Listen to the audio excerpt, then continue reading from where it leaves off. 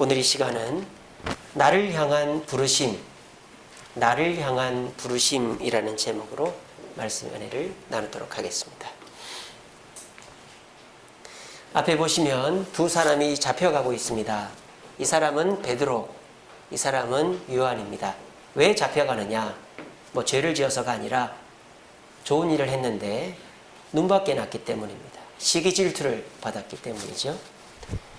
베드로와 요한이 성전 미문, 니가누르 문이라고 하는 그 문 앞에 앉아 구걸하던 안전뱅이를 고쳐주었어요. 그리고 그 모습을 본 많은 사람들에게 복음을 전했어요. 그리고 이 요한과 베드로를 잡아가는 거예요. 그 모습을 많은 사람들이 또 본 거예요. 그래서 어떻게 됐을까요? 5,000명이나 예수를 믿게 되었습니다. 오늘 이 자리에 계신 저와 여러분, 억울하게 고난을 당하고 계신 분들 계시죠? 내가 예수 믿는다고 욕먹고 교회의 직분자라고 안 먹어도 될 욕을 먹고 있고 어려운 일을 앞장에 서서 튀어나온 못이 망치를 맞는다고 그렇게 당하고 계신 분 계시죠? 여러분의 그런 모습을 사람들이 다 보고 있습니다. 만약 베드로와 요한이 왜 이래? 우리가 무슨 잘못을 했어? 하면서 칼을 빼들었다면 5,000명이나 예수를 믿지 않았을 거예요. 근데 베드로와 요한은 하나님의 뜻대로 원수를 사랑하라는 말씀대로 아무 말 없이 잡혀가 주었어요. 그래서 저 베드로와 요한이 나쁜 사람이었나 봐. 저 사람들 좋은 사람인 줄 알았는데 저 사람들 따르면 안 되겠어. 한 게 아니라 너나 나나 나도 예루살렘 교회 교인이 되겠습니다. 나도 예루살렘 교회 교인이 되겠습니다. 하면서 5,000명이 전도가 됐다라는 거예요. 오늘 이 자리에 계신 저와 여러분, 코로나 때문에 우리가 욕을 먹습니다. 환난을 당합니다. 예수 믿는다는 것 때문에 공개적으로 비난을 받습니다. 이럴 때 여러분들이 어떻게 해야 될까요? 잡혀가 주세요. 욕을 먹어주세요. 고난을 당해주세요. 그런다고 주변 사람들이 예수 믿더니 교회에서 직분 받았다더니 매일 기도한다더니 저 꼴밖에 안 되네. 그렇게 욕하는 사람은 아무도 없습니다. 어떻게 된다고요? 야, 저 사람이 진짜 예수 믿는 사람이네. 저 사람이 진짜 장로네. 저 사람이 진짜 권사네. 저 사람이 진짜 집사네. 나도 저 교회 나가봐야 되겠다. 이렇게 되는 것입니다. 그러니까 여러분, 베드로와 요한이 전도를 하고 5,000명이 전도가 된 게 아니에요. 오늘 본문에 보시면 베드로와 요한이 잡혀가고 말씀을 들은 사람들 중에 5,000명이 믿게 된 거예요. 그 이후에. 그러므로 오늘 이 자리에 나오신 저와 여러분, 예수 믿는 것 때문에 내가 부끄러움을 당하고 어려움을 당한다고 남들이 우리를 조롱하고 비난한다고 생각하지 마십시오. 오히려 그것이 남들을 변화시키는 계기가 될 것입니다. 자, 이렇게 해서 베드로와 요한이 잡혀갔어요. 근데 베드로와 요한이 잡혀간 다음에 이 유대인들이 야단을 칩니다. 뭐라고 합니까? 너희들 다시는 그 예수 이름으로 복음을 전하지 마라. 그랬더니 이 베드로와 요한이 뭐라고 합니까? 다른 이로서는 구원을 받을 수 없나니 천하 사람 중에 구원을 받을 만한 다른 이름을 우리에게 주신 일이 없다. 그렇게 외쳐버린 거예요. 그랬더니 이 유대인들이 어떻게 할까요? 이놈들 죽여버려야 되겠다 생각을 한 거예요. 자, 그런데 오늘 성경에는 이 유대인들의 뒷담화가 나옵니다. 뒷담화가. 이 베드로와 요한을 잡아간 유대인들 죽일 수 있습니다. 죽여버리면 어때요? 그 스승도 죽였는데. 그런데 이들의 뒷담화를 들어보십시오. 이들은 겉으로는 이놈들 너희들 죽는다 해놓고는 뒤에서는 두려워하고 있습니다. 오늘 보세요. 13절에 그들이 베드로와 요한이 담대하게 말을 함을 보고 학문 없는 평범한 사람인 줄 알았다가 대단한 놈이구나 하는 걸 깨달은 거예요. 유대인들이 놀란 거예요. 다른 이름을 준 적이 없다. 성경을 찾아봐라. 구원을 얻을 다른 이름을 준 적이 있는가? 근데 이사야서에서부터 예수님은 메시아라고 예언되어 있다. 그러니까는 깜짝 놀란 거예요. 이놈들이 그냥 물고기 잡던 어부가 아니라 우리보다 더 똑똑하네. 성경을 너무 잘 아네. 된 거예요. 놀랬습니다. 그 다음에 뭐라고 합니까? 14절에 보니까 병 넣은 사람이 그들과 함께 서 있는 것을 보고 비난할 말이 없더라. 그러니까 베드로와 요한이 복음을 전하고 그 안진뱅이가 나왔는데 그 사람들이 베드로 요한을 따라온 거예요. 그래가지고 옆에 서 있으니까 이 유대인들이 이 베드로 요한이 거짓말쟁이다 잘못했다 비난을 할 수가 없는 거예요. 그래서 이들이 모여서 회의를 합니다. 15절에 보시면 공회에서 일단 나가라 해놓고 자기들끼리 모여서 뭐라고 합니까? 이 사람은 어떻게 할까? 그들로 말미암아 유명한 표적이 나타난 것이 예루살렘 사람들이 다 아니까 이거를 뭐 거짓이다라고 할 수는 없다. 그러니까 우리가 죽이려고 하면 죽여버리면 이 사람들이 가만히 있지 않을 거니까 우리가 그냥 겁만 주고 보내야 되겠다 하면서 뭐라고 합니까? 이것이 민간에 더 퍼지지 못하게 그들을 위협한 후에 그 이름으로 아무에게도 말하지 말라고 하고 쫓아내자 이랬단 말이에요. 그러니까 유대인들이 자기들끼리 모여가지고는 야, 우리 큰일 났다. 저놈들 보통 놈들이 아니다. 또 우리가 죽일 수 있지만 죽이면 사람들이 난리가 나겠다. 오히려 겁을 먹은 거예요. 겁을 먹어놓고는 나와가지고는 또 너희들을 죽일 수도 있다는 듯이 위협을 하는 거예요. 근데 베드로 요한은 그 사실을 알아요, 몰라요? 모르죠. 그러니까 베드로 요한은 속으로 겁을 먹고 우리 이제 죽었구나. 예수님이 돌아가시더니 이제 제자들 한두 명씩 죽어나가는데 우리가 첫 번째구나. 요한, 우리 천국에서 만나자. 이렇게 생각할 수도 있잖아요. 근데 그렇게 생각을 안 했다 이 말이에요. 이렇게 생각을 했습니다. 하나님 앞에서 너희 말을 듣는 것이 하나님의 말씀을 듣는 것보다 옳은가 판단하라. 이제는 예수님이 아니라 하나님께까지 올라간 거예요. 야, 너희들 하나님 믿지? 우리 예수님은 안 믿지만 하나님은 믿지? 근데 하나님께서 메시아를 보내고 그 메시아가 구원을 준다고 구약에 돼 있거든?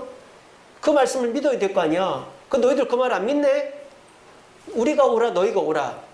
성경에 분명히 예수가 메시아라고 돼 있는데 이사야서에 기록이 돼 있는데 그거 하나님 말씀인데 너희가 옳은 거냐 우리가 옳은 거냐 라고 담대하게 얘기를 해버린 거예요.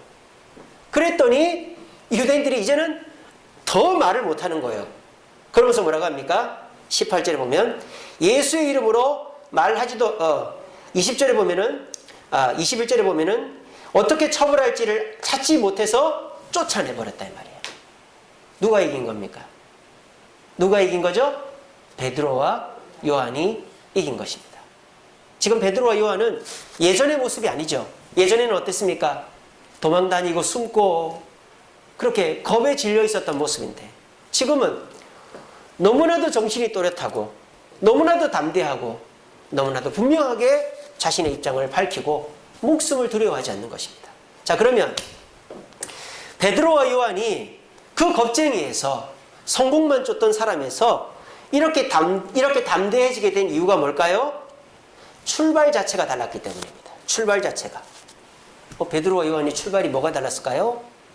출발이 뭐가 달랐을까요? 뭐 엄친합니까? 엄마 친구 아들? 아니면은 금수저입니까? 아닙니다. 베드로와 요한은 물고기 잡는 어부입니다. 출발이 뭐가 달랐을까요? 이 베드로와 요한에게는 다른 사람에게는 없는 게 있어요. 그게 뭐냐? 바로 이것입니다. 부르심입니다. 부르심. 누가 불렀어요? 자, 여러분 보세요. 보통 제자는 제자가 스승을 찾아갑니까? 스승이 제자를 부릅니까? 예? 여러분 어떻게 되는 겁니까? 제자가 스승을 찾아가는 거죠. 저희가 이제 대학교 공부를 할 때에도 그래요. 대학원 공부를 할 때에는 특별히 어떻게 하냐면 내가 전공하고 싶은 분야가 있어요. 그러면 그 분야에 대해서 전문가를 찾아봐요. 근데 나하고 맞는 사람이 있단 말이에요. 그러면 그 전문가가 있는 그 대학에 내가 어플라이를 하는 거예요. 그래서 그 전문가가 내가 너를 제자로 받아줄게. 이러면 그 대학에 들어가는 거예요. 그리고 대학에 들어가자마자 그 교수님께 저는 이 분야에 대해서 공부하고 싶습니다. 그래? 그거 내 전공 분야네. 너 열심히 해봐. 논문 주제도 그거로 정해봐. 아예 대학원은 들어갈 때부터 논문 주제를 잡고 들어가는 거예요. 이게 원래 대학원의 교육 방법이죠. 그래서 원래는 제자가 스승을 찾아가는 것입니다. 아주 훌륭한 스승일수록 더 그렇죠. 그냥 학원 강사면 모집을 합니다. 우리 학원에 오세요. 우리 학원에 오세요. 잘해줄게요. 염가로 해줄게요. 이렇게 기말고사 100점 맞게 해줄게요. 그냥 학원 강사는 그렇게 해요. 근데 아주 유명한 대학 교수는요, 절대 그런 거 안 하죠. 막 학생들이 저 수업 좀 듣게 해주세요. 저 수강 신청을 하면 딱딱딱 잘라내고 원하는 학생 한 5-6명 데리고 수업하는 거예요. 그런데 이 제자들은 그게 아니란 말이에요. 세계에서 최고로 유명한 스승이 직접 와가지고 너 나한테 배워보지 않을래? 이렇게 한 거랑 똑같다 이 말이에요. 제자들의 출발은 본인들이 스승을 찾아간 게 아니라 창조주 되신 예수님께서 제자들을 먼저 부르신 것에서부터. 그러니까 뭐가 다르다? 출발이 다르다라는 거예요. 그런데 이 제자들이 예수님께 부름을 받은 게 지금 몇 년 전입니까? 3년 전 아닙니까? 근데 3년 동안은 뭐 하고? 지금에서야 이렇게 똑똑해지고 담대해졌단 말입니까? 그 3년 동안은 이 예수님의 부름대로 했다는 말입니까? 못했단 말입니까? 못했다는 말입니다. 예수님이 불렀을 때에는 부른 이유가 있고 목적이 있을 거 아닙니까? 근데 이 제자들은 예수님이 불렀을 당시에는 예수님의 이유와 목적대로 하지 않았다라는 거예요. 그러니까 겁쟁이였고 원망 불평만 많았다는 거예요. 이 제자들은 엄친아입니다. 금수저입니다. 왜? 예수님이 불러줬기 때문에. 만약에 여러분 세종대왕이 우리 그 장영실을 불렀잖아요. 세종대왕이 장영실이 천민이었나요? 아마 그랬을걸요. 세종대왕이 장영실을 불러다가 이 해시계도 만들고 뭐 엄청난 발명을 많이 하게 했잖아요. 그러니까 세종대왕이 그 천민 장영실을 부른 것과 똑같은 거예요. 문재인 대통령이 여러분들 청와대로 초청한 것과 똑같은 거예요. 그런 것처럼 내가 엄두도 못 낼 사람이 나를 불러주는 것, 이것이 부르심이죠. 그런 부르심을 받은 사람은 어떻게 해야 됩니까? 우리 세종대왕님은 뭘 좋아하시지? 이런 거 싫어하시지? 내가 조심해야지. 내가 청와대에 가려면은 뭐도 안 가져가야 되고 이렇게 좀 내가 좀 알고 가야지. 그분한테 맞추지. 세종대왕님, 문재인 대통령님, 제가 원하는 거 이런 거 아시죠? 그런 거 안 해줘요? 나 그러면 안 가요. 그러는 사람이 누가 있어요, 세상에. 위대한 사람, 훌륭한 사람이 우리를 부를 때 우리는 황송하고 그분에게 어떻게 하면 내가 잘 보일까? 그분이 원하는 게 뭘까? 그렇게 하면서 찾아가게 돼 있단 말이에요. 그런데 이 제자들은 세상을 창조하신 그 예수님이 불러서 3년을 같이 다니는데도 헛된 꿈만 꾸었습니다. 예수님은 이 제자들에게 분명한 목표와 사명이 있었는데 내가 영의정할 거야. 내가 좌의정할 거야. 내가 국무총리할 거야. 헛된 꿈 갖고 싸우고요. 서로 불평하고 원망했습니다. 예수님 저놈이 소리를 지른대요. 저놈이 허가도 안 맞고 기적을 베푸는데요. 원망하고 불평했습니다. 그리고 제자들은 스승이 잡혀가는데 세상에 여러분 자기 아버지가 욕을 먹고 매를 맞는데 도망갈 자식이 어디 있습니까? 여러분들 같으면 그렇게 하겠어요?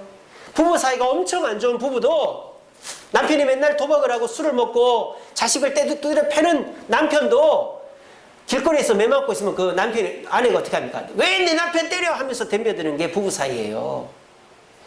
그러니까 저도 느낀 건데 남편이 아무리 잘 못해도 그 남편 욕을 하면 그 아내는 너무너무 싫어하더라고요.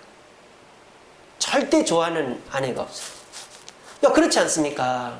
아무리 개차반 같은 자식이라도 그 자식이 남의 자식한테 욕먹고 있으면 내가 가서 야! 너 왜 내 욕해? 너 왜 내 때려? 이러는 게 부모의 마음이잖아요.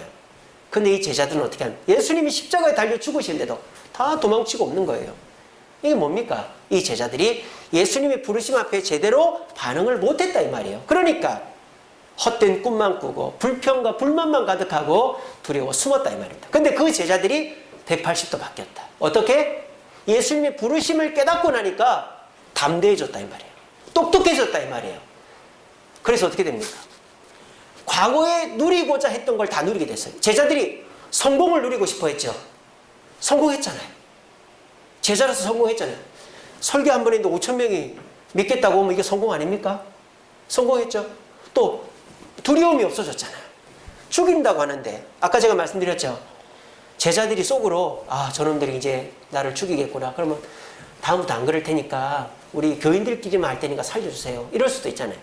그런데 이 제자들이 속에 두려움이 없는 거예요. 나는 내 할 말 한다. 그 생각으로 뭐라고 하든지 내가 옳다. 그렇게 담대해진 거예요. 그리고 이 제자들에게 기쁜 일이 생긴 겁니다. 예전에는 내 뜻대로 안 되고 불평이 가득하고 두려워 숨었는데 이제는 뭐든지 잘 돼요. 여러분 보세요. 안진뱅이를 일으키니까 일어나네? 낫네요. 설교를 하니까 많은 사람이 감동을 받네요. 그리고 잡혀가서 죽을 뻔했잖아요. 물론 이거는 괴로운 일이지만 안 죽었잖아요. 살아났잖아요. 하는 일마다 잘 됩니까? 안 됩니까? 잘 되잖아요. 기쁨이 생기죠. 어떻습니까? 예수님의 부르심을 회복하고 나니까 예전에 바랬던 거, 성공과 기쁨과 만족이 이제서야 생기게 됩니다. 물론 원래 제자들이 바랬던 것과는 다를 수 있죠. 부자가 되고 권력자가 되고 독립을 하고 이런 건 아닐 수 있지만 이들은 어쨌든 주님의 부르심에 순종하니까 주님의 뜻대로 성공하게 됐고 주님의 뜻대로 기뻐하게 됐고 주님의 뜻대로 사람들로부터 인정을 받게 되었다는 것입니다. 오늘 이 자리에 계신 저와 여러분들도 힘든 상황 속에 있습니다. 코로나 사태라는 거. 이 제자들이 지금 유대인들에게 잡혀간 것처럼 힘든 상황 속에 있습니다. 그런데 저와 여러분들은 이 코로나를 뭐로 이기려고 하고 계십니까? 확진자 수가 언제쯤 떨어질까? 그 소식에 관심을 가지고 백신이 언제쯤 들어올까? 그 소식에 관심을 가지고 과학자들이 이렇게 하면 된다 저렇게 하면 된다 그런 발표에 관심을 가져야 되죠. 저도 관심을 갖습니다. 매일 아침마다 확진자가 몇 명쯤 됐나 9시 반쯤 되면 그거 봅니다. 그리고 저도 백신이 언제쯤 들어오나 그거 봅니다. 그런데 그것이 코로나를 이기게 해준다고는 생각하지는 않습니다. 코로나를 이기게 해주는 것, 내 사업장, 내 직장을 예전처럼 되게 해주는 것, 내 자녀들, 내 건강을 지켜주는 것은 주님의 뜻이라고 생각합니다. 주님의 인도하심이라고 저는 믿습니다. 그렇게 믿으니까 힘들고 어려워도 버텨내게 되더라고요. 승리하게 되더라고요. 무엇입니까? 백신이 들어오지 않고 확진자가 줄지 않아도 주님이 나를 부르시고 나를 향한 주님의 뜻을 깨달으니까 이 제자들처럼 담대해지고 내가 하던 일을 중간에 그만두지 않게 되더라는 것입니다. 그런데 만약 코로나 확진자가 계속 줄지 않고 백신이 들어오지 않아서 마음속에 두려움이 가득한데 정부에서는 이제는 아예 교회에 모이지 말라고 했을 때 야, 큰일 났다. 이젠 정부 말대로 해야 되겠다. 안 그러면 큰일 나겠다. 그런 두려움에 사로잡혔다면 오늘 이렇게 여러분들 올 수 있었겠어요? 세상에서 정부에서 뭐라고 하든 우리는 우리 갈 길을 가는 것입니다. 누구를 믿고? 하나님을 믿고 예수님을 믿고 주님의 부르심을 따라가는 거예요. 그러면 사람들이 우리 욕을 할 것 같죠? 저 예수쟁이들 뭐 뉴스에서 여러분 주변에서 욕하는 사람 몇 명이나 있습니까? 여러분들 욕하는 사람 있습니까? 저는 제 주변에는 없던데요. 오히려 교회 짓는다고 해도요. 뭐 한두 번 부딪혀서 욕을 해도 지나고 나니까 다들 저한테 욕 안 하던데요. 언론에서 뉴스에서 카더라지 여러분 그렇지 않습니다. 우리는 우리 갈 길을 가면 됩니다. 그러면요 주변 사람들이 우리를 잡아먹을 듯이 욕을 할 것 같고 예수쟁이들 다 죽어라 할 것 같죠. 그 증거를 갖고 와보세요. 옆집 사는 누가 그러답니까? 뭐 앞집에 있는 아저씨가 그런 사람들 얘기를 들어보시라니까요. 그런 사람 별로 없어요. 오히려 요즘은요 다 눈치만 보고 있어요. 눈치만. 어떤 눈치를 보냐? 누가 자신 있게 자기 길을 가나? 다 자신이 없는 거예요. 과학자도 정치인도 경제인도 답이 없으니까 다 눈치만 보고 있는 거예요. 그러면서 서로가 저 사람 어떻게 하는지 보자. 저 사람 어떻게 하는지 보자. 그러고 있는 거예요. 그런데 그때 자신 있게 용감하게 자기의 입장을 정하고 그 길을 갈 때 처음에는 뭐라고 하는지 알아요? 자기 입장이 있잖아요. 자기가 교수고 경제인이고 정치인이고 야 그러면 안 돼. 그러면 안 돼. 야 그렇게 하면 안 돼. 첫 마디는 그렇게 합니다. 근데 우리는 그 말에 가슴이 덜컥 내려. 그래 내가 이러면 안 되나 봐. 다른 사람들 아무도 그렇게 안 하는데 내가 이러면은 욕먹고 나 코로나 걸리고 난리나. 그러면 안 되지. 그렇게 되는 거예요. 사실 지금 우리나라에 있는 전 세계에 있는 모든 사람 눈치만 보고 있는 거예요. 정치인, 경제인, 교수, 과학자 답이 없으니까 다들 뭐 제대로 하지도 않고 다들 보면 안 돼만 하고 있는 거예요. 그러는 사이 다 죽고 있는 거예요. 지금 자영업자들 죽고 가정 무너지고 애들 공부 못하고 그러고 있는 거예요. 이럴 때 누군가가 용기 있게 아니요 이렇게 하면 됩니다 라는 사람을 기다리고 있는 거예요. 그게 누가 돼야 됩니까? 저와 여러분들이 돼야 된다는 거예요. 그렇게 하면 처음에는 그렇게 하면 안 돼, 그렇게 하면 안 돼, 그렇게 하겠죠. 근데 우리가 뒤도 안 돌아보고 우리 길을 가요. 그리고 우리가 코로나도 안 걸리고 망하지도 않고 잘 가요. 그거 기쁘고 감사해요. 그러면 어떻게 될까요? 우리 뒤를 따르는 거예요, 사람들이.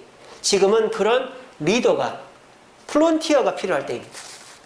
아까 그랬잖아요. 베드로 요한이 잡혀가고 난 다음에 5천 명이 따랐다고요. 조기철 목사님이 일제 신자선배의 위협을 받을 때 이런 일이 있었습니다. 그 산정은교회 교인들을 다 모아놓고 조기철 목사님을 잡아왔어요. 그리고는 이렇게 합니다. 조기철 목사 여기 못이 있다. 진짜 못을, 영화가 있거든요. 영화 저 봤어요. 못을 쫙 박아놓고는 너 이 못 위를 걸어가면 너 하나님 진짜 믿는 거 인정해 주겠다. 근데 네가 이 못 위를 안 걸어가면 너희 교회 문 닫고 너도 거짓 목사가 된다. 어떻게 할래? 여러분 같으면 그거 걸어가겠어요?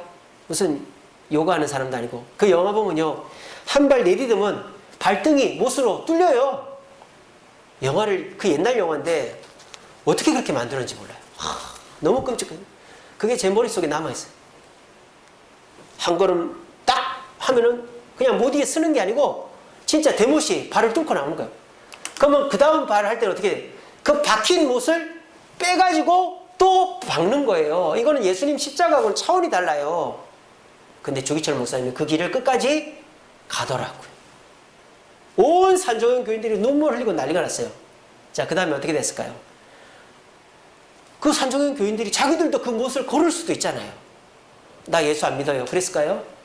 아닙니다. 더 교회를 사랑하고 더 주님을 따른 거예요. 누군가가 앞장을 쓰니까. 누군가가 주님께, 주님의 부르심에 순종하니까. 조기철 목사님 무슨 죄입니까? 목사라는 죄밖에 없잖아요. 근데 내가 목사이기 때문에 교인들을 책임지고 천국으로 인도해야 되기 때문에 내가 이 못 위를 걸어야지 이 성도들이 신앙을 버리지 않기 때문에 내가 여기를 걸어야 되겠구나. 목사가 무슨 죄예요? 교회 장로가 무슨 죄입니까? 집사 권사가 무슨 죄입니까? 무슨 죄라고 이 코로나 때 교회를 나오고 욕을 먹고 해야 된단 말입니까? 그런데 사람들은 그 모습을 욕을 하면서도 다 뒷구멍으로 지켜보고 있다 이 말입니다. 그리고 저와 여러분들이 담대하게 그 길을 갈 때 그 사람들도 우리 뒤를 따라오게 돼 있다 이 말입니다. 여러분, 그것을 믿으시기 바랍니다. 유대인들이 속으로 뒤에서, 겉으로는 너희들 다 죽는다 해놓고는 속으로 이거 어떡하지? 저놈들이 우리보다 더 인기가 많네, 성공했네, 큰일 났다. 마귀도 세상도 뒤에서 지금 그렇게 두려워하고 있습니다. 야, 그렇게 모이지 말라고 하고 그렇게 확진자가 늘어나고 그렇게 문제가 있어도 저 주세움교회 성도들은 예배하네, 저 주세움교회는 흔들리지도 않고 건축하네. 야, 도무지 우리가 이겨낼 방법이 없다. 속으로 마귀나 광진구청이나 주변 민원인들은 그렇게 생각하고 있을 거예요. 근데 우리가 지레 겁을 먹어가지고 아이고 이거 큰일 나겠다, 우리 준공 못 받으면 어떡하나, 구청에 밑보이면 어떡하나, 사람들 욕해가지고 우리 공사 중단되면 어떡하나. 그래, 우리가 먼저 중단하자, 먼저 그냥 쥐 죽은 듯이 있자.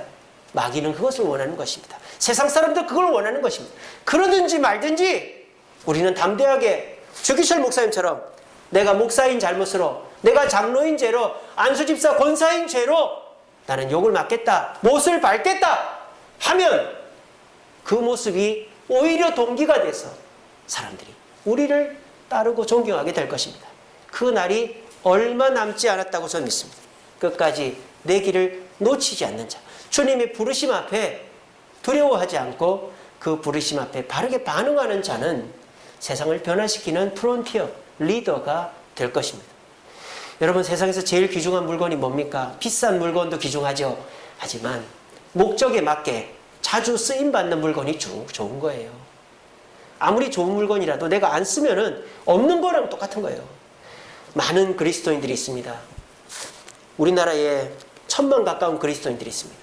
근데 주님이 교회 나와라 하는데 안 나오고, 봉사해라 하는데 안 하고, 헌금해라 하는데 안 하고, 사랑해라 하는데 안 하고, 전도해라 하는데 안 하면 그 사람은 예수 믿는 사람, 안 믿는 사람 똑같은 거예요.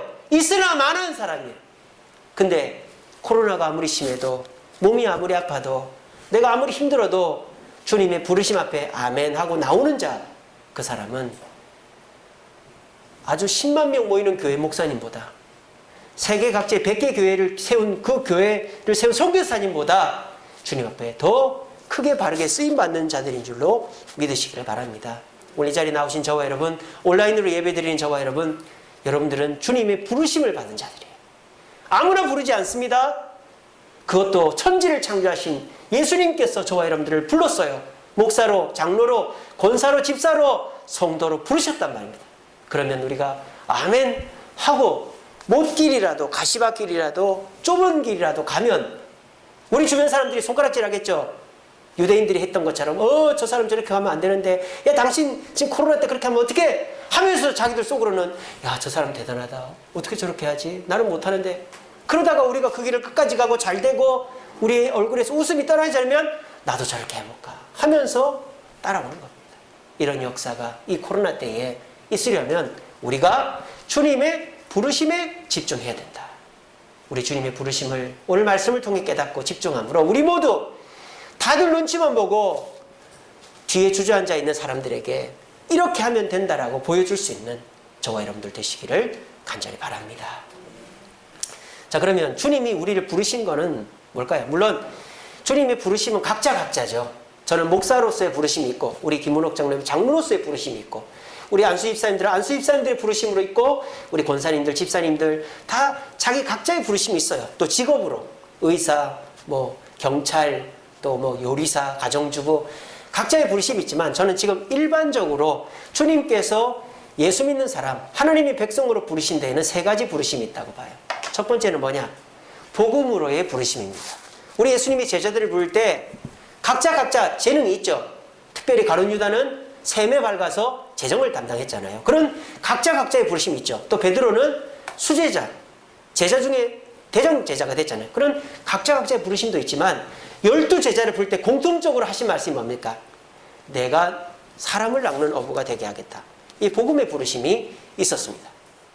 근데 이 제자들은 예수님이 부를 때에는 복음을 전하라고 불렀는데, 여러분 성경에서 제자들이 복음 전한 것이 몇 번이나 있습니까?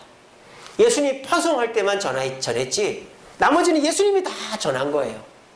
제자들은 그저 예수님 따라다니면서 사람들이 예수님 하고 예수님 막 뭔가 예수님께 그 기적을 경험한 다음에 예수님을 막 광적으로 따르니까 야, 저 사람들 데리고 로마를 물리치고 우리가 뭐 하나 할 수 있겠다. 그런 기대감에 불타올랐던 것이죠. 그러니까 제자들은 예수님 살아생전에는 전도해야 되겠다, 사람을 변화시켜야 되겠다 생각 자체를 안 한 것입니다. 그리고 예수님 없어지니까 그래 예수님 없으니까 내가 전도해야지가 아니고 숨어버린 거예요. 주님의 부르심을 제대로 체험하고 부르심대로 못 산 것이죠. 근데 지금은 어때요? 제자들이 지금 뭘 하다가 잡혔어요? 전도하다 잡혔어요. 자, 근데 재밌는 건 뭡니까? 전도를 했더니 이 제자들이 바라는 거 성공도 했습니다. 성공했죠. 안진뱅이를 일으켰죠.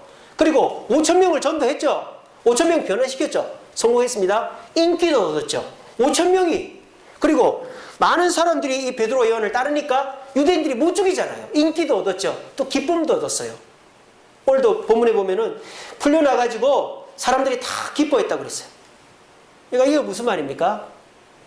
내가 원하는 대로 되진 않았지만 주님의 복음의 부르심 앞에 순종했더니 성공도 하고 인정도 받고 기쁨도 얻게 됐다라는 거예요. 자, 기독교와 타 종교의 차이점은요, 회심이라는 것에 있습니다. 회심. 타 종교에는 회심이 없어요. 타 종교는 그 다신교, 그리스 로마 신이라든지 일본이라든지 이런 데서는 내가 이미 믿는 신이 많이 있어요. 그런 사람들한테 가서 전도하잖아요. 그러면 쉽게 예수님을 믿습니다. 아, 나도 예수 믿겠습니다 합니다. 근데 변하질 않아요. 왜? 그들은 내가 믿는 여러 신들 중에 하나로 추가를 하는 것 뿐이에요. 예수님을. 그러니까 one of them이죠.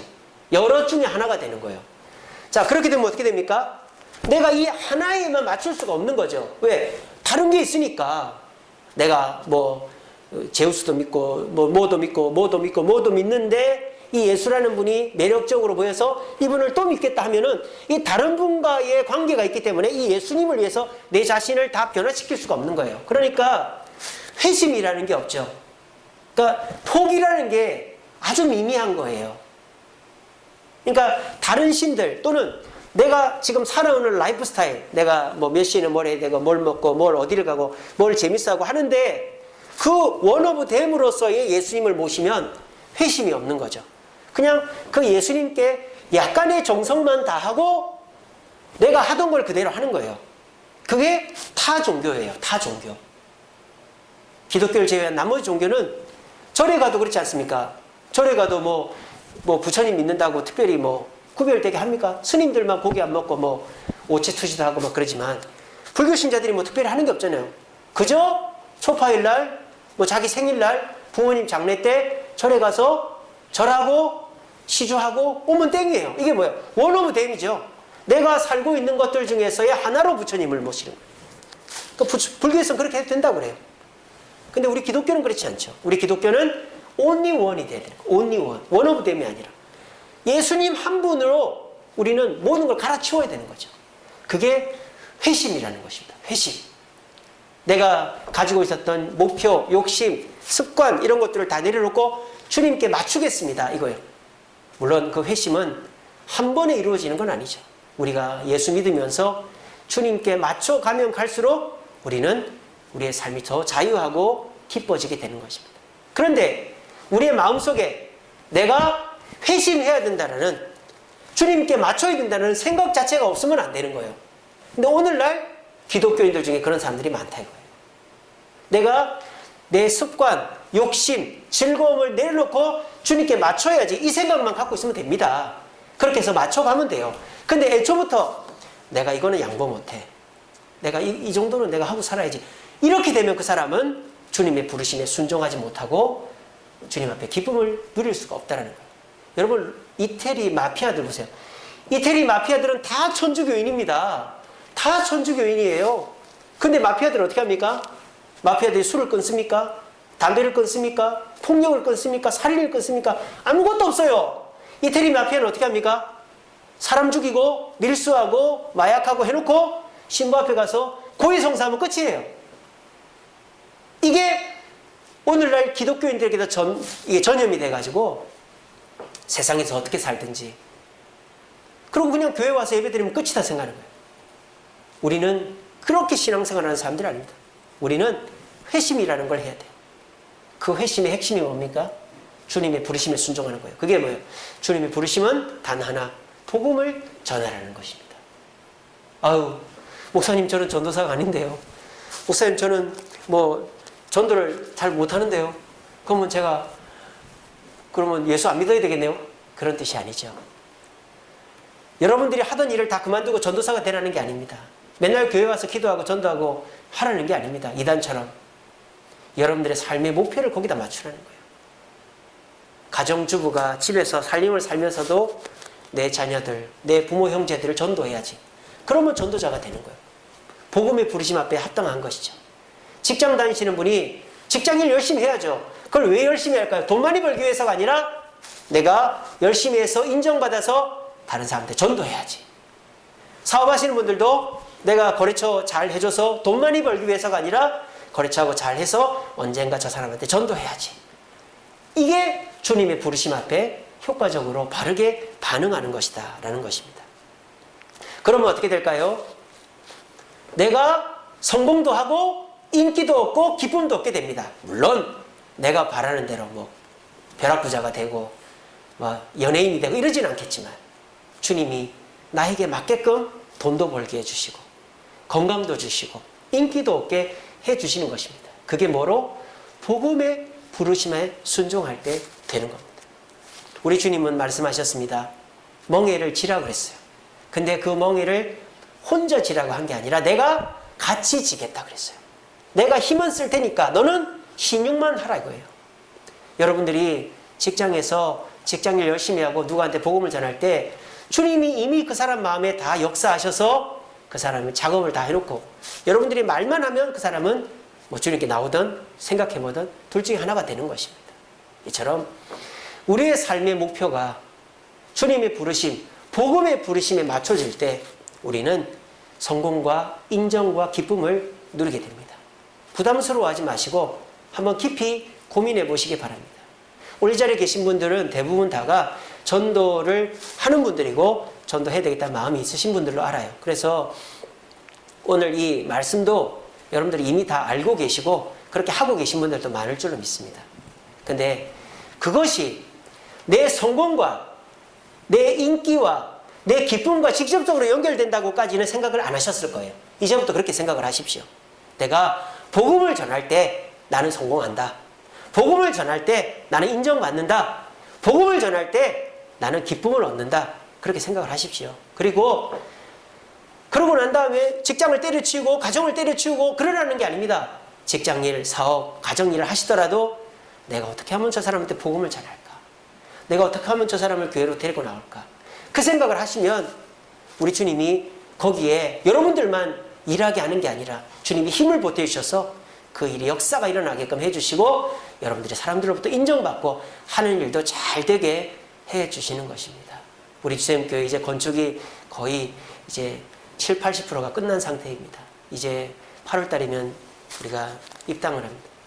그때 우리는 전도를 해야 됩니다. 너나 할 것 없이 우리 모두가 전도를 해야 됩니다. 그것이 주님의 부르심입니다. 그 복음의 부르심 앞에 순종하는 여러분들이 될 때 여러분들은 이 코로나를 이겨내게 될 것입니다.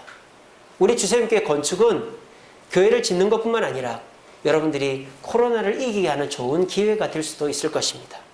여러분, 이번 성전 건축이 끝남과 동시에 전도를 해야 되는데 누가 하겠지, 전도 잘하는 사람 하겠지가 아니라 나는 복음을 전하기 위해서 장로가 됐다, 권사가 됐다, 집사가 됐다, 목사가 됐다, 사모가 됐다. 우리 그 각오를 이 시간에 확실하게 담으시고 내가 복음을 전할 때 나는 성공도 하고 인정도 받고 기쁨도 얻는다.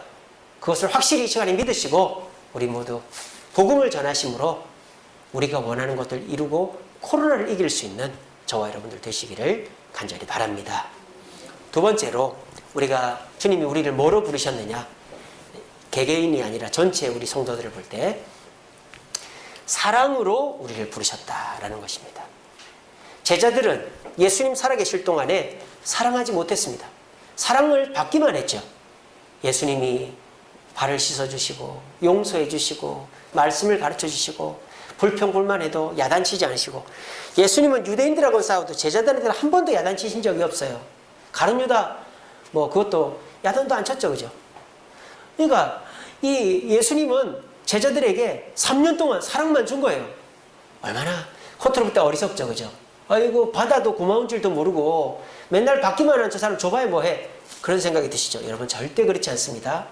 사랑은요 절대 미치는 법이 없어요. 제가 그걸 느꼈어요. 제가 이제 그 전도사 때 맨날 교회 와서 먹을 거 달라는 애가 있었어요. 근데 걔한테 아이스크림 사줘, 사탕 사줘, 껌 사주고. 근데 걔가 나중에 전도를 하더라고요. 친구들 10명을 데려왔어요. 여러분, 밑 빠진 독에 물 붓기는 사기꾼들한테는 하는 말이고 주님의 사랑은 절대 밑 빠진 독에 물 붓기가 아닙니다. 하면 그 사람이 사람이 아니지 않는 이상에서야 내 사랑이 절대 헛되지가 않아요. 예수님도 어떻습니까? 3년 동안 사랑을 베풀고 나니까 이 제자들이 어떻게 합니까? 사랑을 베푸는 거예요. 그랬더니 어떻게 됩니까? 성공도 하고 기쁨도 얻고 인기도 얻는 겁니다. 자, 베드로가 만약에 성전 미문에 앉아있는 안전뱅이를 봤어요. 그때 베드로는 누가 생각났을까? 예수님 생각났겠죠. 예수님이라면 어떻게 하셨을까? 예수님이라면 여기를 그냥 지나가셨을까? 아니겠지. 예수님은 저 안전뱅이를 어떻게든지 고쳐주셨겠지. 근데 나는 그런 능력이 없는데 어떡하지? 갈등했겠죠. 근데 이 베드로와 요한이 뭘 보고 배웠고 받았기 때문에 예수님의 사랑을 보고 받았기 때문에 그냥 지나가질 않았던 거예요. 그래서 그걸 흉내낸다고 그냥 흉내낸다고 손 내밀어 가지고 땡겼는데 나은 거예요. 여러분도 마찬가지입니다. 저도 부모님한테 사랑을 못 받았어요. 지금 와서야 아버지가 저를 키워주시고 어머니가 저를 먹여주시고 지금 와서 느끼지만 제가 대학교 때까지는 부모님 사랑인 거 몰랐어요. 근데 제가 사랑을 어디서 받았느냐? 교회에서 받았어요. 교회 가면 집사님, 권사님들이 밥 주고. 저는요 제철 과일을 집에서 먹어본 적이 없습니다. 저희 아버지가 워낙 구두쇠라서. 제철 과일을 제가 어디서 먹을까요? 교회에서 먹는 거예요. 교회에서. 교회 가서 청소하면 수박 주고 자두 주고 포도 주고 맨날 교회 가야 제철 과일을 먹고. 과자도 어디 가서 먹을까요? 집에서는 안 줘요. 교회에 가야 주는 거예요. 간식 시간에. 그러니까 저는 교회에서 사랑을 다 받았어요. 그래서 저희 집 사람이 그럽니다. 당신은 아버님, 어머님한테는 그렇게 사랑 못 받은 것 같아요. 왜 이렇게 애들한테 잘하냐고. 교회 와서 사랑을 받았으니까. 그러니까 제가 지금 여러분들한테도 잘하는 것이 진해 동북교에서 받은 사랑의 반작용으로 잘하는 것이죠. 그러니까 사랑은 절대 미치는 게 없어요. 그러니까 제자들도 그랬단 말이에요. 내가 예수님은 저렇게 했는데 나도 그렇게 해볼까? 했더니 안전뱅이가 일어났고 오히려 누가? 자기가 영광을 받고 성공하고 기뻐지는 겁니다. 제가 지난 주간에 말씀 묵상 보내드리면서 히브리서 12장 14절 말씀, 화평과 거룩함을 이루어야 누구를 볼 수 있다? 예수님을 볼 수 있다. 그런 말씀 보내드렸죠. 예수님은 우리 옆에 계십니다. 지금도. 근데 우리가 그 예수님이 보이지 않으니까 불안한 거예요. 어떻게 하면 예수님이 보인다? 사람들을 사랑할 때, 내가 욕을 먹더라도 손해를 보더라도 양보하고 이해해 줄 때, 그리고 주님 말씀이면 이거는 해야지 거룩해지려고 노력할 때, 사랑을 베풀어 화평하고 거룩할 때 비로소 예수님이 옆에서 잘했다 박수 쳐주시는 모습이 보인다 이 말입니다. 여러분들은 사랑하라고 부르신 분입니다. 근데 우리가 사랑하기보다 손해 안 보려고, 절대 내가 약점 안 잡히려고 견제하고 내 거 챙기고 하면 내 거 챙길 수 있어요. 손해 안 봐요. 그렇지만 그리스도인으로서의 성공과 기쁨과 인정은 받을 수가 없습니다. 근데 저와 여러분들이 내가 손해볼 것 같기도 하고, 내가 이렇게 하면 저 사람이 몰라줄 것 같기도 하지만, 예수님이 그렇게 하라고 했으니까, 예수님이 사랑하라고 나를 부르셨으니까 내가 손해 봐준다, 내가 사랑해준다. 그러면 오히려 밑빠진 독에 물 붓기가 아니라 그 사람이 나를 사랑해주고, 오히려 그 사람이 내 어려울 때 도와주고, 그렇게 해서 내가 사랑을 베품으로 성공하고 기뻐하고 인정받게 되는 거예요. 우리 모두 화평과 거룩함으로 주님을 만나고 그 주님의 인도하심으로 사랑을 베풀므로 부르심이 합당하게 생활하여 성공과 기쁨과 인정을 받는 저와 여러분 되시기를 간절히 바랍니다. 마지막입니다. 자, 모든 그리스도인들에게 부르신 마지막 부르심은 이것입니다. 교회로의 부르심입니다. 여러분, 초대교회는 불완전한 교회였습니다. 왜? 언제 잡혀갈 줄도 모르고 언제 죽을 줄도 모르기 때문이죠. 그런데 이들이 어떻게 됩니까? 각자 흩어져 있으면 잡혀가요. 죽어요. 모였습니다. 모일 장소가 없으니까 성전 솔로몬 행각이라는 기둥 밑에 모였어요. 1명, 2명, 10명, 20명, 100명, 1000명, 2000명, 3000명 모이더니 2만 명가량 됐어요. 예루살렘 도시에서 단일 단체로서는 최고 큰 단체가 됐어요. 그러니까 아무도 손을 못 대는 거예요.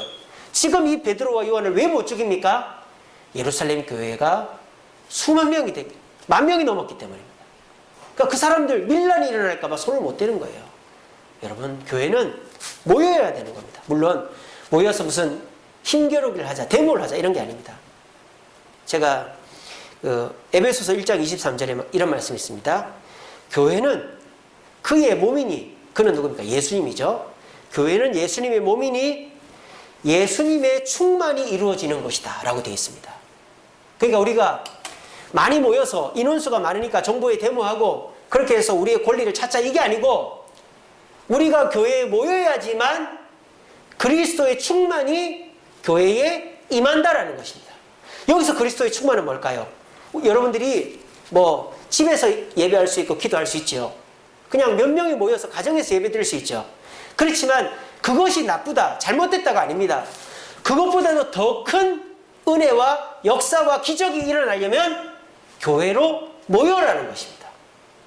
지금 사탄 마귀가 정말 최고의 방법으로 선택한 게 이 코로나 바이러스죠. 그렇게 해서 모이지를 못하게 합니다. 그러니까 이 교회가 힘을 잃어가는 거예요. 이거를 우리 하나님은, 예수님은 미리 진정을 하시고 우리에게 어떤 말씀하셨습니까? 모이기를 피하는 어떤 자들의 습관과 하지 말고 그날이 올수록 더욱 모이라 그랬어요. 그날이 올수록, 말세가 될수록 코로나 때문에, 전쟁 때문에, 직장 때문에, 일터 때문에 죽을 위기에 있더라도 우리는 모여야 합니다. 왜? 모여야 그리스도의 충만이, 그리스도의 모든 은혜가, 주님이 줄 수 있는 모든 선물 세트가 다 교회에 모여 있기 때문입니다. 이 사실을 모두들 알고 있지만 사람들의 말 앞에 주눅이 들어서 못 모이는 거예요. 아까 제가 말씀드렸죠. 이 제자들 뒤에서 유대인들이 뭐라 하든지 주님 말씀만 믿고 나아갔다고. 정부에서 뉴스에서 뭐라고 하든지 우리가 방역지식 잘 지키고 모이면 되는 거예요. 그리고 우리가 하나님의 뜻으로 모였을 때 이곳에서 하나님의 충만한 은혜가 임하게 되어지는 것입니다. 예수님은 교회를 통해서 역사하십니다. 개인을 통해서 역사하지 않습니다. 교회를 통해서 예수를 믿게 됩니다. 교회를 통해서 믿음이 자랍니다. 교회를 통해서 선교도 합니다. 구제도 합니다. 개인이 하게 하지 않습니다. 교회의 이름으로 하는 것입니다. 내가 예수를 믿었지만 교회에 와야만 믿음이 커집니다. 그리고 내가 밖에서 전도를 해도 교회를 데리고 나와야만 그 사람이 세례를 받고 완전한 그리스도인이 될 수 있습니다. 말세가 될수록 교회는 더 많이 모여야지 어떤 환경에서라도 모여야 되는 것입니다. 우리 주세훈교회 이제 어떻게 될지 모르죠. 이제 건물들이 다 교회라면 세도 안 주고 그럴 시대가 올 거겠죠. 우리는 이제 그래서 우리가 교회를 만드는 거 아니겠습니까? 우리는 말세가 돼도 모일 수 있는 환경을 만들어 놓고 있습니다. 여러분 앞으로도 하나님의 예수님의 충만한 은혜는 교회 속에 있다라는 사실을 기억하시고 모이기를 피하는 자들의 습관과 위협 앞에 두려워하지 마시고 교회에 모여서 주님의 충만한 은혜를 받고 돌아가는 저와 여러분들 되시기를 간절히 바랍니다. 말씀을 맺겠습니다. 우리 같이 읽어봅시다. 시작. 하나님이 위에서 부르신 부름의 상을 위하여 달려가노라. 자, 이 말씀은 바울이 한 말이죠. 바울이 하나님이 부르신 부름의 상을 위하여 달려간다고 했어요. 저는 왜 목사가 됐느냐? 여러분들에게도 잘해주려고 하는 것도 있지만 제가 천국 가서 멸류관을 얻으려고 하는 겁니다. 여러분들도 각자가 주님이 부르심이 있잖아요. 각자가 장로로서, 목사로서, 또 권사로서, 안수집사로서, 성도로서, 또 가정주부로서, 또 기업체 사장으로서, 또 여러 가지 자신의 부르심이 있잖아요, 하나님의. 우리가 그 부르심대로 살면 우린 주님 앞에 잘 쓰임받고 천국 가서 멸류관 받는 거예요. 근데 요즘은 주님의 부르심은 아랑곳 없고 내 뜻이 앞장서는 그리스도인들이 너무 많은 것 같아요. 주님은 목사로 부르셨는데 목사가 설교 준비는 안 하고 돈 벌러 다니고 뭐 부흥회 다니고 뭐 이렇게 세미나 다니고 또 교회 성도들이 주님의 부르심에 순종하지 않고 돈 버는데 즐거운 데 집중하고 있고 교회가 주님의 부르심에 집중해서 전도하실 생각은 안 하고 교회가 다른 뭐 이벤트로만 집중하고 그러니까 주님의 부르심이 이루어지지 않는 오늘날 현실이 있습니다. 자, 그거는 뭐 때문일까요? 주님의 부르심을 그만큼 중요하게 생각하지 않기 때문이죠. 주님이 날 부르신 건 맞는데 그것보다 나에게 더 중요한 것이 있다고 생각하기 때문이죠. 그래서 주님의 부르심 앞에 순종하지 않고 그저 내가 원하는 거, 내 눈에 더 중요하다고 생각하는 것에 치우치게 되어 있는 것입니다. 여러분들은 어떠십니까? 주님의 부르심이 여러분들 인생에서 최고로 중요합니까? 그럼 여러분들은 주님의 부르심 앞에 바르게 반응하고 있는 분입니다. 코로나 시대가 심각합니다. 백신이 또 이 거리두기가 중요하죠. 하지만 그것이 우리 주님의 부르심보다 더 중요하면 우리는 참된 그리스도인이 아닌 것입니다. 우리에게는 그 어떤 것보다 주님의 부르심이 중요합니다. 주님의 복음으로 향한 부르심, 사랑으로서의 부르심, 그리고 교회로의 부르심을 순종할 때 우리가 망하는 것이 아니라 오히려 내가 하는 일이 잘 되고 가정에서 직장에서 또 자녀들이 잘 되고 그리고 무엇보다도 인기를 얻고 성공하고 기쁨을 얻게 되어지는 것입니다. 저는 이 일이 곧 이루어진다고 봅니다. 지금 다들 눈치만 보고 있어요. 누가 어떻게 하는지 보자. 그리고 누가 치고 나가려고 하면 막 뒤에서 막 손가락질합니다. 그렇게 가면 안 돼. 망하면 어떡하려고 그래. 다 눈치만 보고 있습니다. 근데 이 베드로 요한처럼 앞장을 서고 나가는 거예요. 하나님 말씀 듣는 것이 너희 말 듣는 거하고 어떤 게 중요한지 봐라. 그러면서 앞장을 서서 나가는 거예요. 그랬더니 5,000명이 주님을 따른 거 아닙니까? 오늘 자리에 계신 저와 여러분들도 다들 눈치만 보고 욕하고 안 된다고 해도 나는 주님 말씀이기 때문에 주님이 나를 목사로 부르셨기 때문에 장로로 부르셨기 때문에 권사로 안수집사로 성도로 부르셨기 때문에 나는 복음을 위해서 사랑을 위해서 교회를 위해서 헌신한다. 그렇게 하실 때 남들 다 주저앉아 있다가 기회를 놓쳐도 여러분들은 성공과 인정과 기쁨의 기회를 차지할 줄로 믿으시고 우리 모두 이 시대에 주님의 부르심 앞에 순종하고 충성하는 저와 여러분들 되시기를 간절히 바랍니다. 기도하겠습니다. 사랑해 주님 감사합니다. 오늘도 우리를 부르셔서 예배의 자리에